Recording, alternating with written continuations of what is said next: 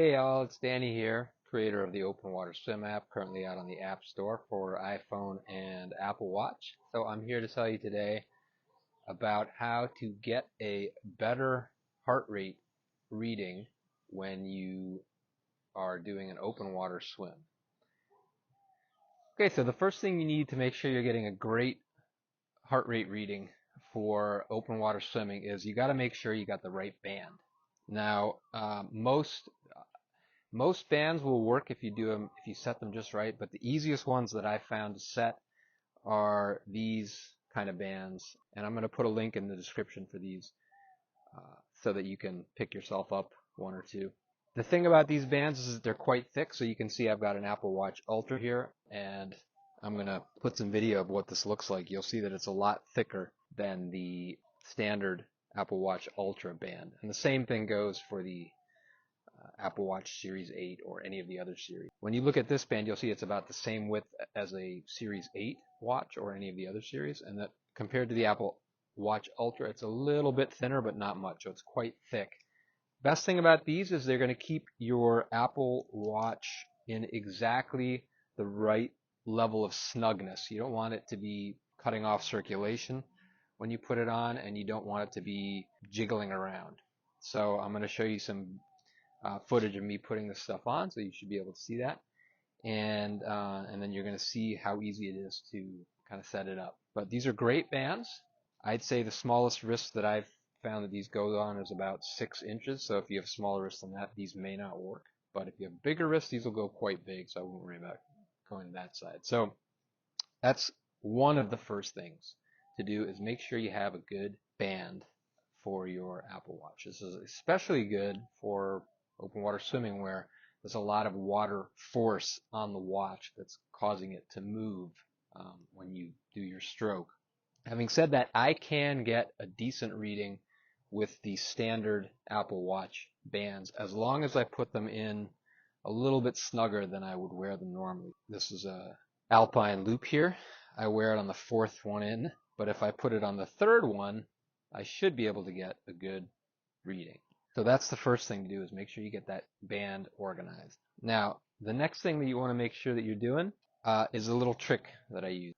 What I want to do is go ahead and start the swim. So I'll do that on the Watch Ultra by hitting the action button. So now the swim is started. I'm going to immediately hit pause. So I'm going to hit pause, and I'm going to start putting my gear on. So I'm going to put on my, get in the water. I'm going to put on my swim cap. I'm going to prepare my mask or goggles. I'm going to put them on, and then I'm just going to stand around waiting a little bit until, as you can see here, we've got a heart rate reading. So the reason that we're doing this is to give, so even though the Open Water Swim app is in pause mode, it's still going to record your heart rate measurements as it would normally during a workout. So right now you'll see it's recording my heart rate just fine. And the reason that we're doing this, rather than just hitting the start and diving into the water, the reason that we're doing this is we're going to give the watch a little bit of a chance to be able to start tracking your heart rate without too much movement and without any water or anything moving the watch around. If you start the workout and then pause it for a minute or so, as long as it takes you to get in and get ready, you'll find that you will get very good heart rate for the rest of your swim, assuming you've got that band set correctly. As soon as I get in the water, I'm going to put on my mask snorkel, and then I'm going to, when I'm ready to start, when I see my heart rate's working, I'm going to unpause my swim, which is on the Apple Watch, on the Ultra. It's going to be the action button and the side button, and if you've got a regular watch, it's going to be the crown and the side button to unpause. And then I'm just going to start swimming. On the Open Water Swim app, you'll see your heart rate graph is going to be building. Keep your eye on that graph. Make sure it doesn't have any blank spots. When you're done with your swim, you can just pause or stop your workout, and you'll see that the swim is going to have a little summary of your heart rate, and it should be a pretty good graph. So sum up, two things you need is a good, well-fitting band on your watch, and you need to make sure that it's pretty snug.